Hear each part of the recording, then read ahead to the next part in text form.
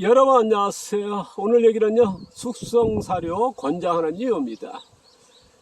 전편에 제가 반려사료를 만들 필요 없다, 안 먹인다, 먹이지 마라 하는 이유에 대해서 말씀드렸습니다. 그런데 오늘은 숙성사료를 권장한다는 이유, 이거에 대해서 말씀드리겠습니다. 제가 이제 전편에 그런 얘기 했습니다. 숙성과 반려를 구분시켰으면 좋겠다. 그래야 기술적으로 이해가 되고 방법을 터득하게 된다는 말씀을 드렸습니다.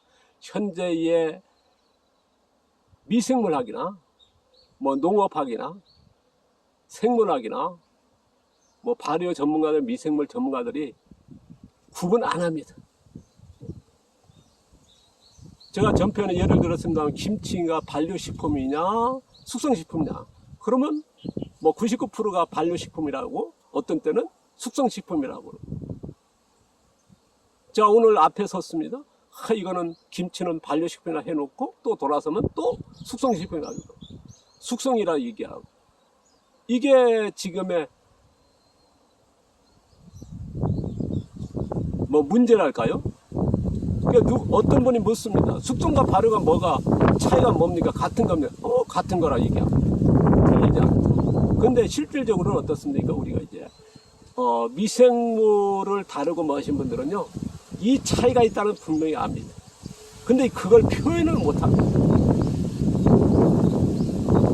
제가 이제 전편에 그런 데에서 미생물이 어떤 물체를 미생물을 활발하게 움직이면서 쪼개버린 것을 반려를 하자, 쪼개지 않는 상태를 숙성이라 하자 하는 말씀을 드렸습니다. 제가 이제 전편에서 반려사료를 만들 필요도 없는 건 뭐냐, 저희들이 사료의 효율성을 높이게, 소화율을 높이기 위해서 어떻습니까? 닭을 키울 때 병아리 37.5도에서 부화되면은 보통 일반적으로는 30도에서 시판되는 고단백 가루 사료를 먹이는데, 저희들은 영하 5도, 영상 5도, 영상 10도, 영상 10도만 이하로 돼가면 어떻습니까? 병아리 동사하는데, 그런 온도에서 인공가압은 안 하고 병아리를 키우자. 그러면서 한 달 이상 키워야 된다. 느리게 키우자. 그래서 지연사육을 20년 동안 가르쳤다. 권장한다. 왜? 닭도 조류 아닙니까? 조류들은 뭐냐? 야생의 조류들이 이쪽에서 열매 먹었습니다. 다른 데 가서 똥을 싸면 어떻습니까? 바로 먹었던 그 씨앗이 나오거든요. 그래서 자연계에서는 어떻습니까? 조류들이 씨앗을 옮긴다. 이게 자연 체계입니다. 창조주가 만든 룰입니다.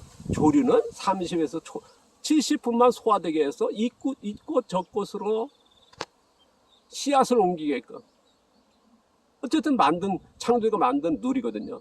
그럼 닭은 어떨까요? 야생 조류보단 더 소열이 뛰어날까요? 아닐 겁니다. 지금의 키우는 닭들은요, 토종이든 무슨 재래닭이다 얘기해도요, 어떤 품종이다 그래도 다 어떻습니까? 사람들이 의해서 소화율은 야생 조류에 따라갈 수 없을 정도로 소화율이 낮습니다. 야생 조류가 30에서 70 안 돼가지고 씨앗이 나올 정도인데, 그러면 우리가 이제 키우는 닭들은 어떻습니까? 그거보다는 10%, 20%, 30%, 50%가 소화가 안 된다, 배출된다. 이거는 낭비란 얘기거든요. 그래서 이거를 극복하기 위해서 바로 느리게 키우는 지연사육을 했으면 좋겠다. 그래서 영하 5도든 영상 5도든 영상 10도 같은, 그런데 저는 영상 20도 넘으면 안 된다.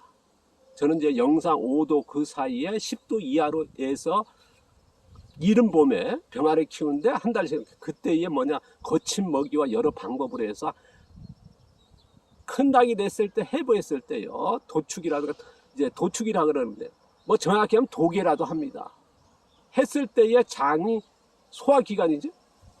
5장 6부의 장이 길이가 2~3배, 그리고 2~3배가 굵고, 그렇게 만들어내자. 그랬을 때 우리가 아까 야생조류가 씨앗이 그대로 나오는데 먹은 저희들은 손에가 밀가루 같이 안 잡히는, 밀가루 같이 돼서 먹인, 현미를 먹였다, 보리를 먹였다, 청춘을 먹였을 때 안 잡히는 그런 소화율의 닭을 키워내자는 거거든요. 근데 여기서 이제 문제는 아닌데요.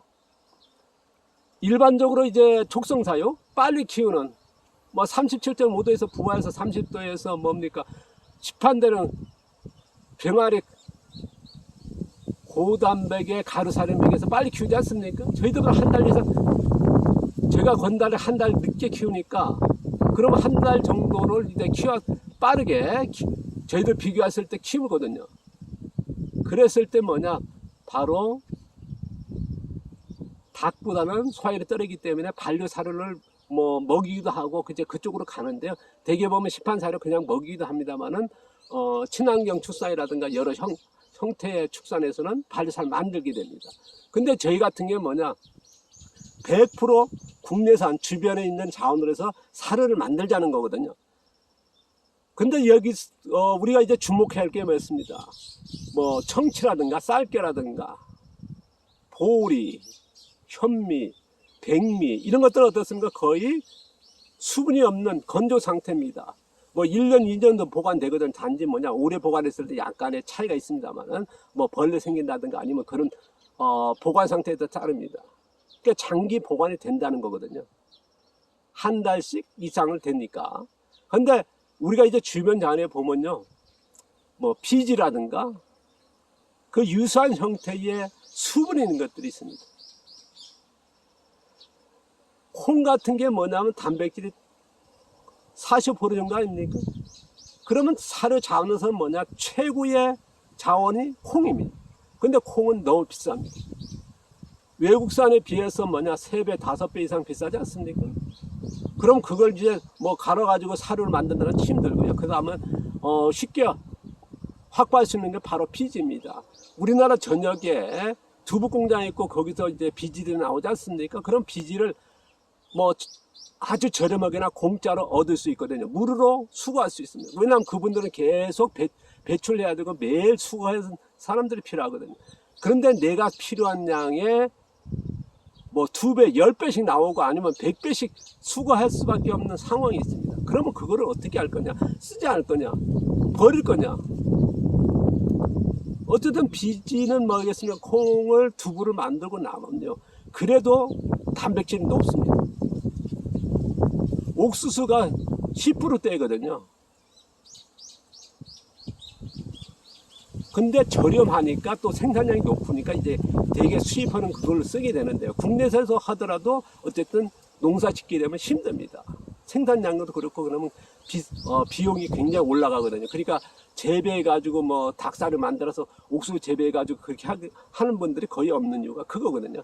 근데 비지 같은 게 뭐냐, 물을 했는데 단백질은 낮아집니다만은 어마어마한 큰 자원이다. 왜냐하면 또 우리가 이제 아까도 말씀드린 국내산 100% 사료 만들었을 때 뭐냐, 영양가가 있는 사료도 필요하지만 영양이 필요 없는 포만 사료라는 게 있습니다. 닭이요 어느 정도 계속 먹이 활동을 해야 되거든요. 그럼 영양이 없고 한 사료도 필요합니다.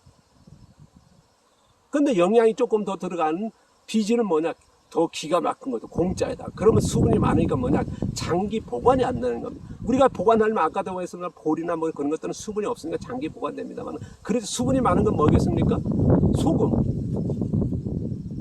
설탕, 식초, 알코올, 냉동 해야 되거든요. 그러면 엄청난 고가가 들어갑니다. 근데 이제 제가 앞서 가축편에서 비지를 숙성 사료해서 보관한 방법에서 100년도 보관할 수 있다. 그래서 그 기술 공개해드리지 않습니까? 그럼 비지를 공짜로 해가지고 그렇게 저장했다가 할 때는 어쨌든 숙성을 하게 됩니다. 그럼 그걸 가지고 숙성 사료가 돼버리거든요. 그래서 숙성 사료를 만들 수밖에 없는 상황이 있습니다. 바로 그런 주변의 자원, 수분이 있는 자원들은 숙성해서 보관했다가 뭐 어디서 뭡니까? 나는 하루에 1년에 하루에 100kg만 필요한데 뭐 1톤, 10톤씩 나왔습니다.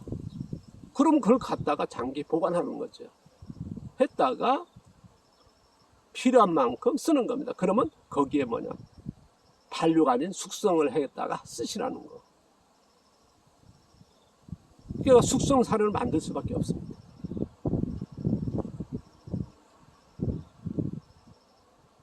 우리가 주변의 자원들이 보면 찾아보면요, 많기 때문에요. 그래서 숙성과 반려 차이 그런 말씀 드리지 않습니까?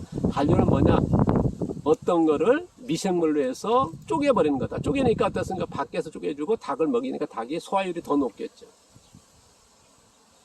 그래서 친환경 축산이랄까 뭐 그런 쪽에서 하시는 거고요. 저희 같은 경우 뭐냐, 굳이 아까 소화율이 높게 하면 뭐 야생 조리보다 더 소화율이 높도록 2~3배가 긴 소화기관과 장을 굵기를 만들지 않습니까?